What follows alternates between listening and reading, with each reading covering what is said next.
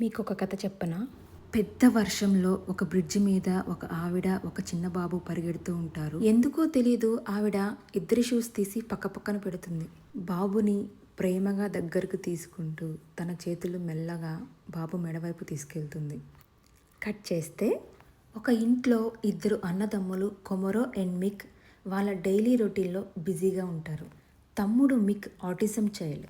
రొటీన్లో భాగంగా హారోస్కోప్ వింటూ బ్రేక్ఫాస్ట్ చేస్తుండగా ఈరోజు మీ లక్కీ థింగ్ వచ్చేసి లయన్ అంటుంది హారోస్కోప్. ప్రేయర్స్ ముగించుకొని తమ్ముడిని వ్యాన్ ఎక్కించి అతను ఆఫీస్కి బయలుదేరతాడు.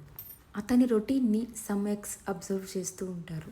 మన హీరో కొమరి very decent, calm, well matured and helping nature ఉన్న పర్సన్. కొంచెం లేట్ అయినా కూడా డ్రాయింగ్ స్కూల్లో ఉన్న తమ్ముడు భయపడతాడని ఎగ్జాక్ట్ టైంకి పికప్ చేసుకోవడం కొమరికి అలవాటు.